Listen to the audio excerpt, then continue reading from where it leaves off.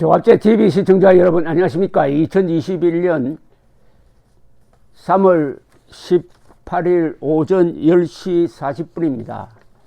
원래 국민의힘, 국민의당이 합의한 대로라면은 지금쯤 안철수, 오세훈 여론조사가 한참 진행되고 있었어야 할 시간인데 여론조사 방식에 대한 합의조차 이루어지지 않고 있습니다. 내일 오후 6시로 후보 등록이 끝나는데 그 전에 과연 여론조사에 의한 단일화가 이루어질지 아주 불투명한 상황입니다. 지금도 오세훈, 안철수 두 사람 사이에 직접 소통을 통해서 여러 가지 생각을 지금 맞추고 있는 단계라고 합니다. 지금 쟁점이 여론조사를 할 때 100% 무선으로 할 거냐, 아니면 10% 유선을 반영할 거냐, 아니면은 적합도 조사를 할 거냐, 경쟁력 조사를 할 거냐, 이걸 어떻게 조합시킬 거냐 하는 그 비율 문제 등등이라고 하는데, 제3자가 보기에는 사소한 것 같지만은 양쪽이 지금 아주 근소한 차이로 우열을 다투고 있으므로 신경을 쓰지 않을 수 없다는 것은 이해합니다. 그렇지만은 이번 단일화는 이 단일화 자체의 승패보다는 단일화를 계기로 해가지고 보수와 중도가 통합하고 그 플랫폼을 만들어가지고 내년 대통령 선거에서 이긴다는 이 전략적인 의미가 더 강한데 이 부분이 지금 흔들리고 있습니다. 이런 식으로 치열하게 싸우다가 후보 등록 시한을 맞추지 못해가지고 각자 등록을 하고 그렇게 되면은 투표지 인쇄가 시작되는 29일 전에 한 번 더 기회는 있습니다만은 그만큼 국민들에게 많은 피로감을 줄 것이라고 생각을 합니다. 이런 사태에 누가 책임이 있느냐? 우선 오세훈, 안철수 두 사람을 젖혀놓고 두 사람은 합의를 반드시 19일까지 단일 후보를 내겠다고 철석같이 약속을 했으니까 조금 더 기다려 보기로 하고, 지금 현재까지 이런 사태, 국민들을 깝깝하게 만드는, 특히 애국 시민들을 짜증나게 만드는 이런 사태를 만든 장본인 한 사람을 들려면 그것은 김종인 국민의힘 비상대책위원장입니다. 이분은 안철수 씨가 지난 연말부터 단일화를 치고 나왔을 때 거기에 찬물을 끼얹고 반대하는 운동만 지금까지 줄기차게 해왔습니다. 그러니까 단일화에 김종인이가 부정적이다 하는 인상은 모든 국민들이 갖도록 만들어버렸습니다. 그러니까 단일화의 효과를 반감시키는 거죠. 이렇게 하면은 누가 덕을 봅니까? 지금 박영선 후보가 덕을 보게 돼 있어요. 그리고 실제로 박영선 후보 공격보다는 안철수 후보에 대한 공격이 훨씬 더 많았는데 그게 인신공격성, 피해야 할 인신공격적인 거, 토론을 못한다든지 또는 그 앞에 어떤 그 심부름꾼 같은 사람을 또 앞세워가지고 안철수 씨의 부인 이야기까지 꺼내고 함으로써 이 단일화라는 게 격렬하게 싸우니까 결국 승패는 이 감정적 단일화가 돼야 됩니다. 서로 악감정을 갖도록 하면 안 되는데 이 사람이 조금 높은 위치에서 나이도 그렇고 경력도 그렇지 않습니까?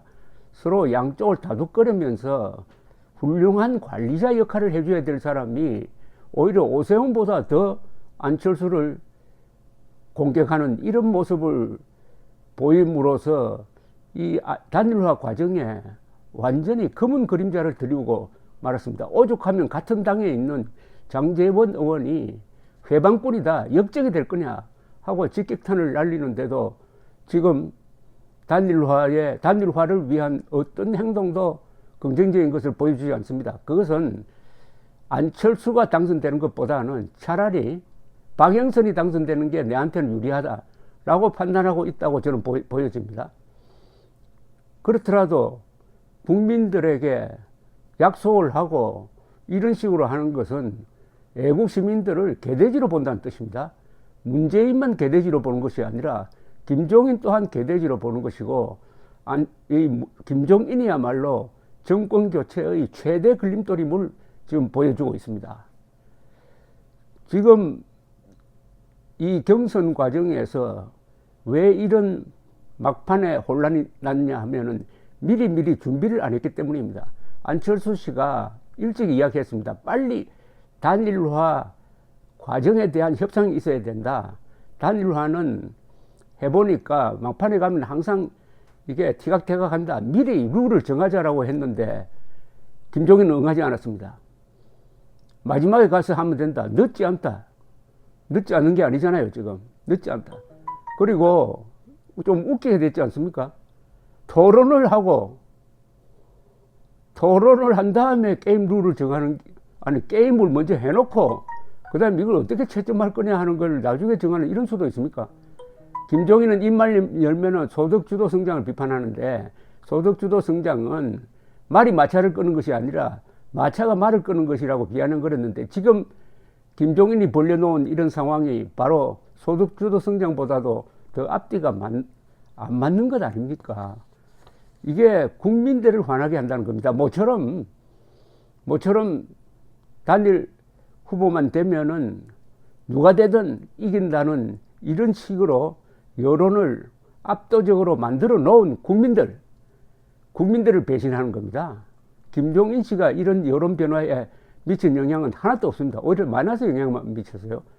윤석열, 안철수, 그리고 무엇보다도 LH 사건, 이런 요소가 합쳐져서 단일화에 희망을 걸고 있는 국민들을 짜증스럽게 만들고 있는 이 김종인의 그동안의 행적을 정리하면 이렇습니다.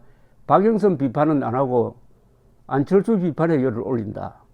야권 단일화 열망에 찬물을 끼얹는 운동만 한다.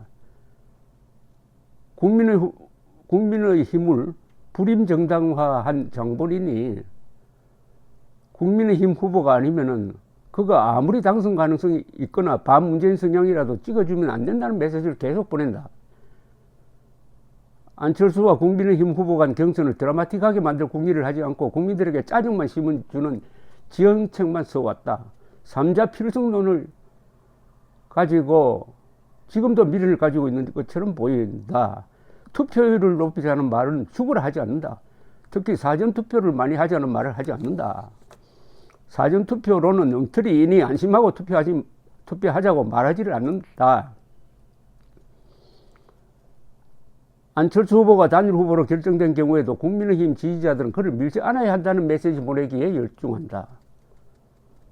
이런 김종인의 배신 행각을 옆에서 방조하는 주호영 원내대표도 아마 역사 앞에서 죄를 짓고 있는 겁니다. 이거 김종인 등 호남 좌파의 경상도 및 대한민국의 가치와 이익을 팔아넘긴 사람으로 고향에서 매도당하는 날이 반드시 올 것이라는 생각이 듭니다. 김종인은 이 이력상 저런 자리에 있어서는 안 될 사람입니다. 저런 자리에 영입한 황교안 씨가 정말 씻을 수 없는 지금 죄를 지었습니다. 2016년 총선에서 좌파 정당을 이끌고 좌파 문재인 집권의 길을 열었던 사람입니다. 지난 4.15 총선 때 선거대책위원장으로서 그 패배에, 미래통합당 패배에 책임을 져야 할 사람이 또 단일화까지 엉망으로 만들어가지고 서울시장 선거를 망치지 않는다는 보장이 있습니까? 그의 경제민주화 노선은 자유민주적 기본질서에 반하는 반시장적 좌파 정책입니다. 그의 친호남 정책은 한국의 가장 큰 문제인 호남의 좌경화 문제를 덮고 가는 정도를 넘어서 국민의 힘을 호남 봉사기관으로 전락시켰습니다. 재판 중인 이명박 박근혜에 관련하여 사과했다는 것은 정치적 도의와 인륜을 저버린 폐륜입니다. 무슨 자격으로 이명박 박근혜를 대신해서 사과하며 무슨 자격으로 박근혜 탄핵을 추인하는 겁니까?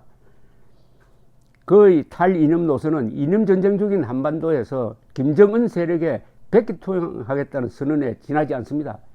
이념이 가장 중요한 무기인데 이를 버리면 무엇으로 싸웁니까? 권력형 부패비리 전력자입니다. 자, 여기서 이제 남은 길은 오세훈, 안철수 두 사람이 결정해야 됩니다. 특히 오세훈 씨가 김종인에게 물어볼 필요 없습니다. 김종인은 손님 아닙니까? 어차피 한 달 이내로 끝날 사람 아닙니까? 오세훈 씨는 국민의 힘의 주인 역할을 해야 될 사람 아닙니까? 감사합니다.